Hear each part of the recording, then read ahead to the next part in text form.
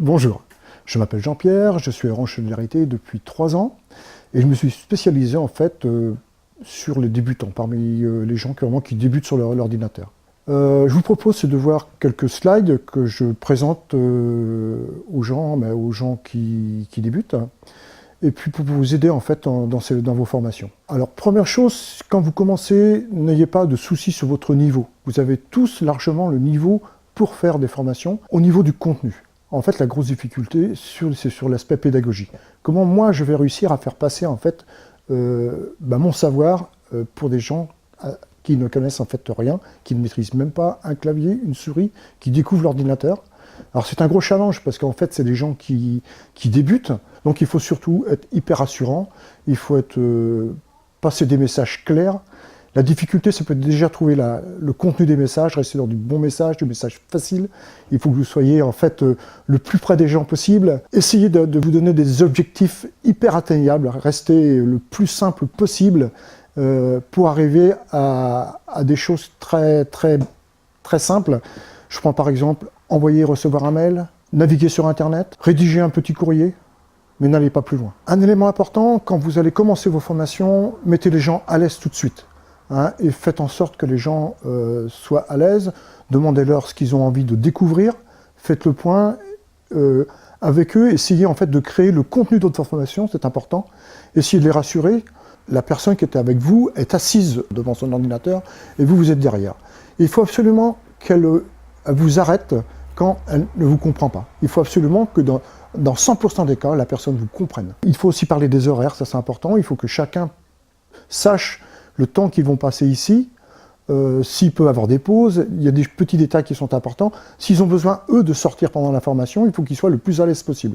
Il ne faut pas que ce soit le chahut non plus, bien entendu, mais il faut que les gens soient à l'aise. Ça, c'est hyper important, puis qu'ils sachent quel contenu il va y avoir dans cette petite formation. D'accord ? Ne parlez pas forcément de formation, ça peut être aussi, le mot atelier passe très bien, et passe largement mieux.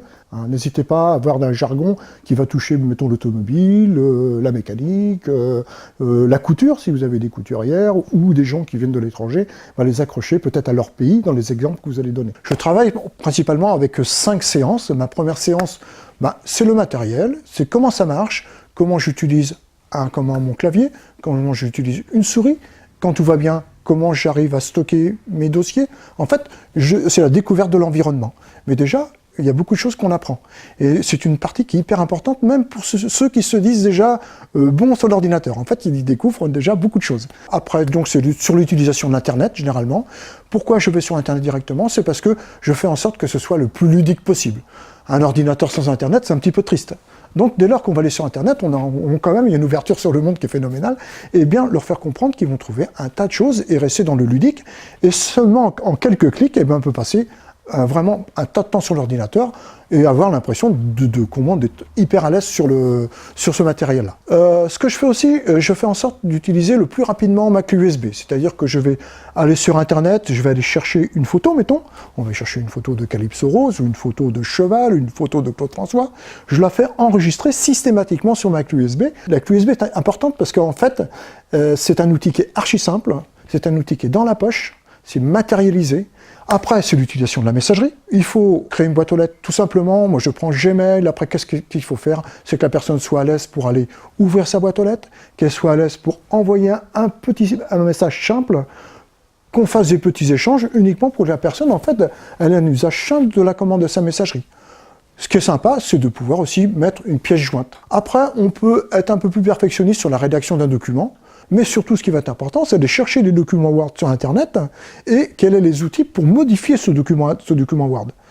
Pour moi, à ce stade-là, c'est pas important qu'elle soit une spécialiste de Word. Je me suis dit, même pas moi, je vois pas pourquoi la personne y serait. Et pourtant, j'utilise Word tous les jours. Et puis après, ce qui va être important sur, mettons, la 5e séance, c'est de réunir tout ça. C'est que la personne soit indépendante, qu'elle sache allumer son ordinateur, qu'elle soit à l'aise, qu'elle aille chercher on va aller chercher des photos sur Internet, elle va les enregistrer sur son sac USB et elle va me les envoyer par mail. Quand vous avez réussi ça, vous avez tout réussi. Moi, j'ai 5 items, donc 5 items bien différents qui correspondent à 5 sessions de 2 heures. Mais en fait, je prends aussi l'exemple, mettons, ma clé USB, mais ma clé USB, je vais l'inclure dès le départ. Il est important que la personne sache où elle va, et puis c'est important de savoir aussi où vous allez. Concernant en fait le contenu, les exercices, je vais adapter mes exercices en fonction des besoins des gens qui sont autour de moi. Hein, voilà. Si j'ai une population qui est demandeur d'emploi, je vais travailler principalement avec les sites qui proposent des emplois, mais je travaille principalement avec Le Bon Coin. Pourquoi? Parce que Le Bon Coin, pour moi, c'est un outil qui me permet en fait de savoir ce que c'est qu'une fenêtre, comment gérer une fenêtre, comment faire mes recherches. Donc Le Bon Coin, c'est un outil génial pour un formateur. En plus, c'est valable pour la personne, pour son boulot, mais c'est aussi valable pour elle, personnellement. Ça lui permet d'acheter, ça lui permet de vendre. Donc c'est un outil qui est génial pour nous. Après, je m'adapte. Moi, quand je suis, mettons, au CCAS, on va plutôt faire des recherches sur le site de la CAF ou sur le site de Nantes, parce que je suis à Nantes.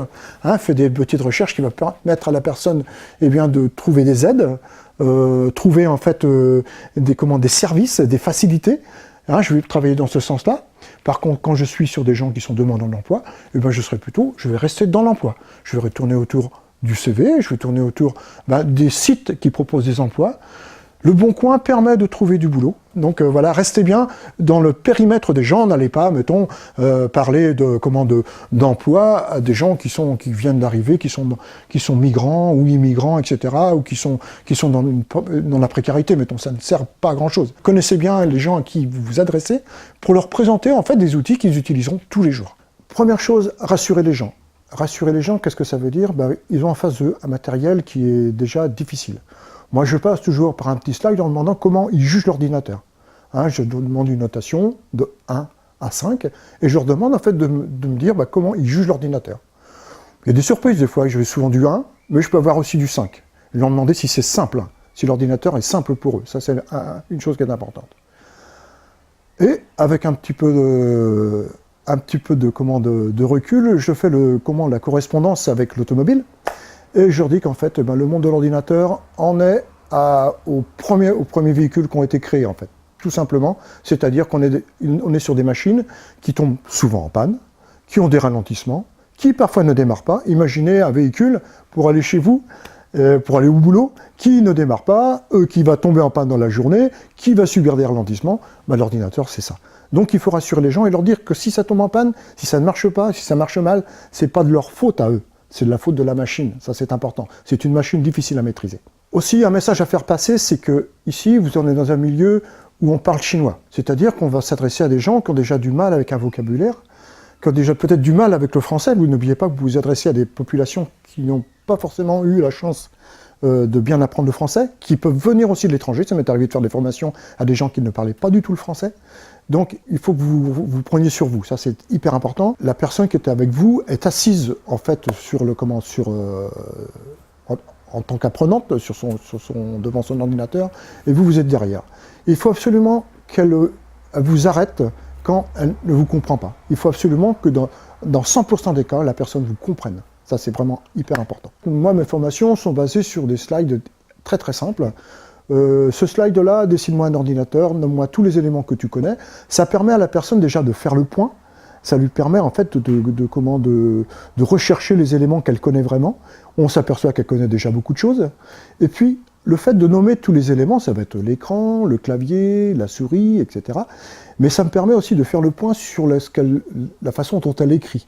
Ses connaissances dans l'écriture, dans la connaissance du français, et la connaissance en fait de tous les éléments. Mais ce qui est important, c'est d'arriver au fait que la personne déjà a des connaissances. Elle arrive déjà avec un bagage qui peut être lié à ce qu'elle a vu dans les magasins, même un usage qu'elle a eu avant, mais la rassurer sur le fait qu'un ordinateur, ce n'est que ça.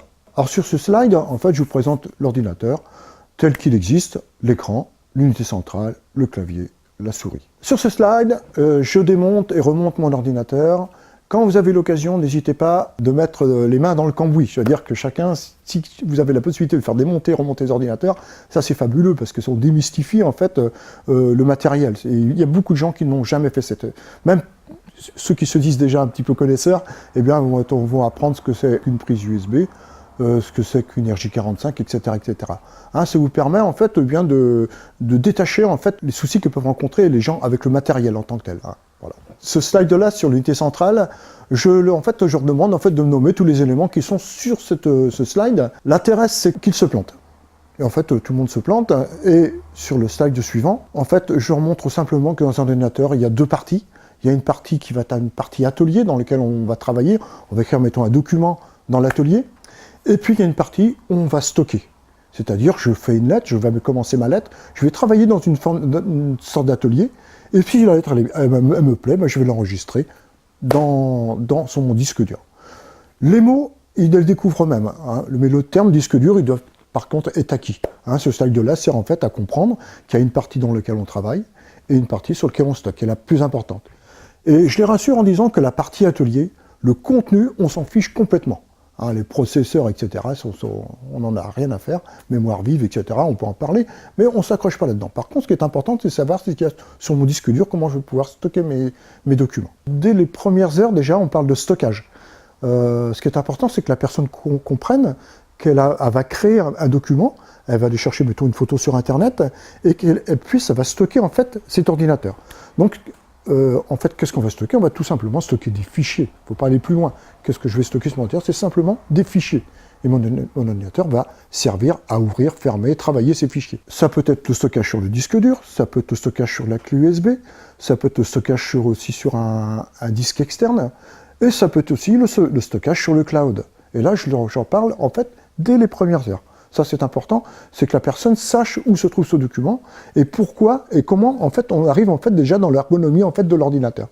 Hein. Mais l'important, c'est qu'il faut rester constamment factuel, quoi. C'est-à-dire, je crée une lettre, ou j'enregistre une photo, où est-ce que je vais retrouver ma lettre, où est-ce que je vais retrouver ma photo. Donc, je fais souvent le parallèle avec la voiture, et là, ce qui est important, c'est que la personne maîtrise parfaitement sa pédale d'accélérateur, sa pédale de frein, sa pédale d'embrayage, son levier de vitesse, etc. Donc, on va passer au clavier et à la souris, mais c'est des petits exercices très simples. Le clavier, bon, je décris le clavier, et surtout, je ne retiens que l'essentiel du clavier, et il n'y a pas grand-chose en fait à retenir, hein, sachant que, mettons, la barre du haut, on s'en fiche complètement. C'est des choses qui ne sont pas importantes du tout. Ce qui est important, c'est de savoir où retrouver mes chiffres, mes lettres, majuscules, minuscules. Ce qui est important aussi, c'est de maîtriser la souris.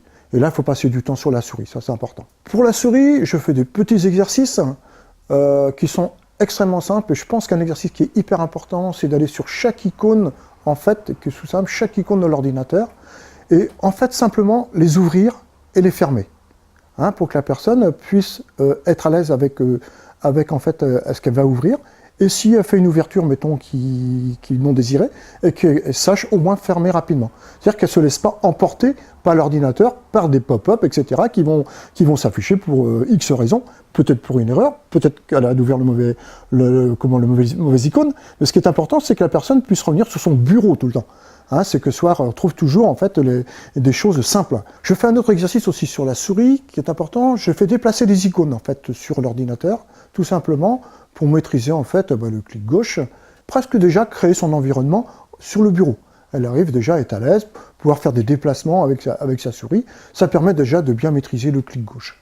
Après, quand tout le monde a bien rangé son bureau, enfin tu as retrouvé une ergonomie qui lui plaît, je leur demande tout simplement de faire un clic droit et de supprimer l'icône que la personne a choisie. Alors l'idéal, c'est de créer avant la formation une série d'icônes, et l'intérêt, c'est de découvrir déjà le clic droit, qu'elle soit à l'aise avec le clic droit. Alors c'est parfois un petit peu ambigu, mais avec un petit peu en revenant sur l'exercice plusieurs fois, en faisant plusieurs fois le même exercice, il faut que la personne soit à l'aise avec son clic gauche et à l'aise avec son clic droit, en supprimant les icônes, tout simplement. Un autre exercice, une fois que les icônes ont disparu en fait du bureau, je leur demande d'aller les trouver dans la corbeille. Mais ils ont déjà ouvert la corbeille. Donc ils vont réouvrir la corbeille, et là ils vont découvrir en fait les fameuses icônes qui sont là. Je leur explique le rôle de la corbeille, c'est à chaque fois en fait, voilà, il faut se donner en fait un objectif hein, dans le slide qu'on va présenter. Et dans ce slide-là, c'est de présenter en fait cette fameuse corbeille, c'est de présenter en fait que la corbeille, c'est un espèce de purgatoire en fait pour dans l'ordinateur. Si ils perdent un fichier, c'est pas grave, ils le retrouveront dans la corbeille. Une toute petite parenthèse sur le système d'exploitation, c'est un mot qui est un peu barbare, hein, par l'exploitation agricole, mais le système d'exploitation, ben, ça existe aussi sur un ordinateur. Et puis je reparle seulement de Windows. Qu'est-ce que c'est que Windows? Qu'est-ce que c'est que Apple? Qu'est-ce que c'est que Linux, hein? Bien leur dire qu'ils peuvent avoir un très bon ordinateur qui fonctionne parfaitement bien, avec un système d'exploitation qui leur convient. Voilà, sur ce petit slide-là, je rentre en fait un peu dans le dur, parce qu'on commence à rentrer en fait dans l'organisation du stockage. Et c'est là qu'il faut bien que les personnes en fait s'y retrouvent et essayer déjà dans ces 2 premières heures, la personne avec un peu d'expérience, l'expérience qui est déjà acquise, elle peut très bien déjà se débrouiller, retrouver en fait une photo sur l'ordinateur. Ça va être important. Et c'est presque, il faut qu'elle parte en fait avec un peu cette image-là. Comment moi je vais retrouver une photo, un texte, une vidéo que j'ai enregistrée. Comment moi je vais pouvoir la retrouver. Comment je vais pouvoir en fait, m'organiser.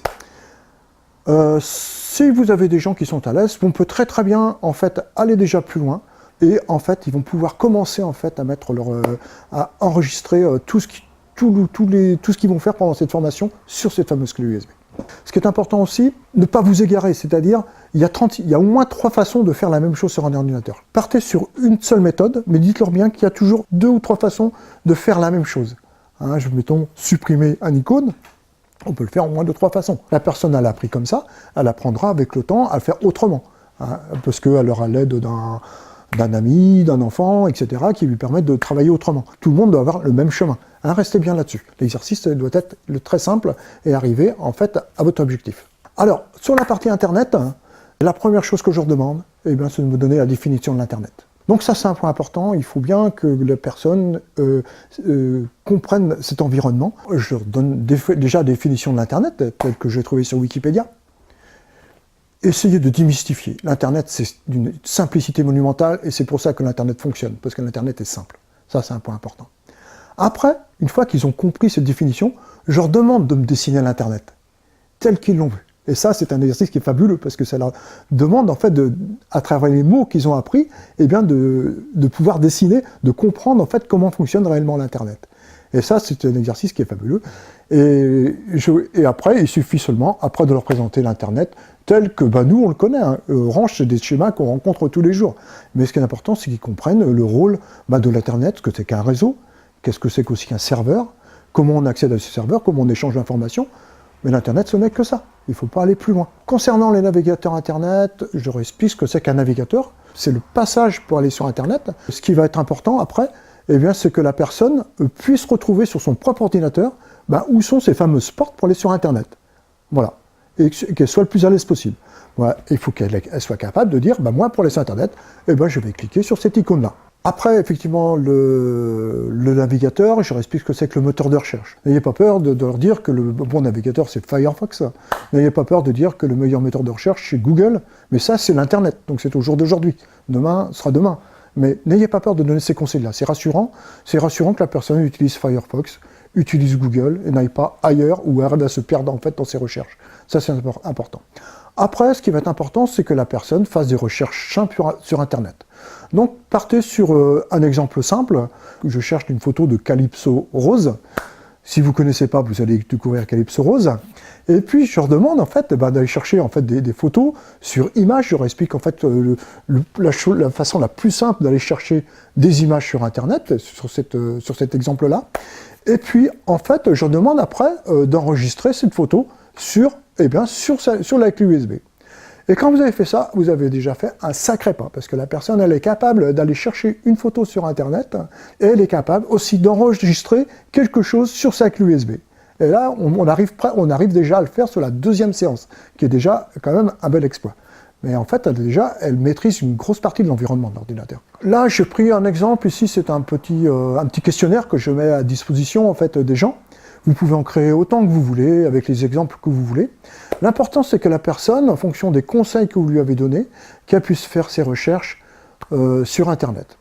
Alors ça paraît difficile en fait dans l'écriture, mais quand on parle aussi d'une façon qui n'est pas forcément claire. Donc c'est vrai que la personne va tâtonner en fait pour trouver ses réponses, mais ce qui va être important, c'est qu'elle comprenne qu'elle va pouvoir aller chercher des informations techniquement sur des sites, sur des serveurs. Donc on revient, c'est là qu'on va pouvoir un peu agrémenter en fait comment notre vocabulaire. Et bien on va s'arrêter là. Et puis qu'elle aille chercher des informations quelque part sur l'Internet, et va bien leur rappeler que l'Internet, on est sur un réseau qui est mondial, et qui peut très bien aller chercher ces informations d'autre côté, là-bas en Chine, en Océanie, aux USA, selon les informations qu'elle recherche. Et ce qui va être important, c'est rester dans l'environnement de la personne, et puis en fait, si la personne cherche du travail, prenez des exemples avec la recherche de l'emploi, par exemple. Si la personne, mettons, recherche, je sais pas, une recette de tarte aux pommes, n'hésitez pas à mettre des exemples avec des recettes de tarte aux pommes, ou à découvrir en fait que sur Internet, on trouve un tas de recettes de tarte aux pommes. C'est vrai que ça se fait pas facilement non plus, mais en fait, il faut bien comprendre le principe d'aller chercher des informations, les retenir, et pourquoi pas les enregistrer. Donc maintenant je vais vous parler en fait de la création d'une adresse mail. Ce qui est important, rester très pragmatique et rester sur l'usage. Qu'est-ce que je fais avec un ordinateur? Je vais sur Internet, je classe mes documents, mes photos, je vais écrire ou recevoir mes mails, mais rester uniquement sur l'usage. Et l'usage du mail est hyper important, en particulier sur la recherche d'emploi.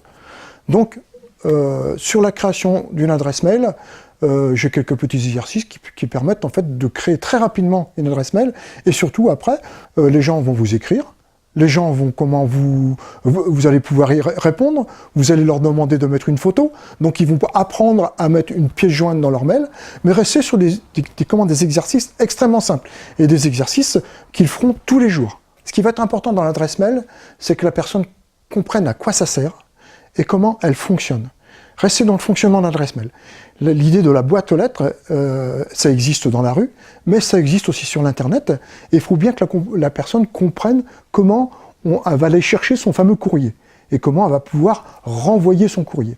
Une fois qu'elle a compris comment ça fonctionne, c'est beaucoup plus simple pour elle. En fait, il faut faire le parallèle avec une boîte aux lettres que vous allez trouver dans la rue, et les boîtes aux lettres jaunes qui sont à la poste. Expliquez aussi le contenu, comment elle est faite, la boîte aux lettres. Pourquoi j'ai un arrobase, pourquoi j'ai le nom du fournisseur, Gmail, Orange, Free, etc. Soyez vigilants sur l'écriture, la façon dont la personne va comment créer son adresse mail. Elle va mettre son nom, son prénom, restez le plus proche possible, vous pouvez toujours moduler avec le numéro, mettons, du département, 44, 85, etc. C'est son image à travers son adresse mail, ça, il faut être vigilant. Moi, pour l'adresse mail, je prends Gmail, parce que c'est archi simple, c'est universel, et ça marche tout le temps. Quand on est débutant, c'est l'adresse parfaite. En ce qui concerne Word, le principe, c'est que la personne, mettons souligner une partie du texte et qu'elle retrouve dans le bandeau, tout simplement, l'outil pour souligner. Ça va être l'outil pour faire des mises en page. Ça va retrouver l'outil pour mettre en gras, pour changer les couleurs. Donc, elle a besoin que de ça. Elle n'a pas besoin d'être spécialiste Word, pour créer son CV, puisqu'elle l'aura téléchargé. Mais après, pour le modifier, c'est très très simple. Il suffit seulement de connaître, d'avoir quelques outils. Donc il faut rester là-dessus. Je vais télécharger l'outil, ça peut être aussi n'importe quel courrier, ça peut être un courrier, mettons, de résiliation de quelque chose, et puis après je le modifie, je mets mon nom, je peux changer quelques phrases, etc. Mais je reste là-dessus, je ne m'intéresse pas à la mise en page, etc. Voilà. Et après, quand je l'ai modifié, je l'enregistre sur ma clé USB. Je voudrais vous donner une petite combine sur la partie salle de formation. Comment vous allez vous organiser. Alors pourquoi c'est important? C'est important pour vous, parce que c'est quand même votre outil de travail. C'est important aussi parce que les associations vous demandez. Souvent, elles ont envie de créer en fait ce type de salle, et c'est à vous, en fait, vous avez ce rôle de conseil qui est important. Alors, moi, je vais vous donner une petite combine, je pense qu'elle est excellente parce qu'elle fonctionne déjà depuis plusieurs années déjà dans les salles de formation classiques. Alors, je vous ai présenté au tableau ici une salle de formation classique, vous voyez, ici vous avez, c'est vous, ici c'est vos apprenants qui sont ici, là avec leur table, ici les ordinateurs posés sur la table, et ici le fameux tableau blanc ou sur lequel vous allez projeter en fait, d'accord? Ça c'est très classique, c'est très scolaire, mais ça passe pas du tout. Parce que les gens vont se retrouver dans un environnement qu'ils n'ont pas forcément apprécié durant leur jeunesse, qu'ils n'apprécient pas du tout, et en plus c'est pas du tout pratique. C'est pas pratique pour vous, et puis généralement ceux qui sont ici vont en profiter pour regarder leur mail si déjà ils maîtrisent, pour faire autre chose, ou même pour roupiller. Donc c'est pas forcément la bonne solution. Alors moi ce que je vous propose, c'est une organisation comme celle-ci, qui est complètement différente, qui est plus simple à mettre en place, parce qu'en fait au niveau du câblage c'est beaucoup plus simple. c'est d'avoir toujours ici votre tableau. Ici, vous êtes ici, et puis vos apprenants sont ici, en fait, je dirais, le long des murs. Alors pourquoi on se met comme ça? C'est parce qu'en fait, d'une part, vous êtes au milieu des gens qui apprennent. Vous n'êtes pas derrière dans un schéma scolaire. Là, vous êtes au milieu des gens, vous êtes là pour les aider, vous êtes là pour les appuyer, vous êtes là pour les faire travailler. Et le gros intérêt, c'est que les personnes, soit elles vous écoutent, donc elles se tournent, ou soit elles travaillent. Là, et quand les personnes là vont être en état de production, elles vont produire leur travail, et une chose qui est sympa, c'est que vous allez pouvoir intervenir rapidement, derrière les personnes, vous êtes au milieu des personnes, et surtout, vous pouvez voir en un clin d'œil où toutes les personnes en sont, dans leur apprentissage. Donc ça, c'est vraiment un élément clé. Moi, je fais des formations, mais des fois avec 10 personnes, et ça ne me gêne pas du tout dans cette configuration-là. Parce que moi, je suis au milieu, je sais où chaque personne en est, et voilà, tout le monde avance, je sais faire en sorte que tout le monde avance, je dirais, au même rythme. Donc retenez bien cette configuration de salle, elle est plus facile à mettre en place, et elle est largement plus efficace. Sur, mettons, la 5e séance, c'est de réunir tout ça. C'est que la personne soit indépendante, qu'elle soit à l'aise. Quand vous avez réussi ça, vous avez tout réussi.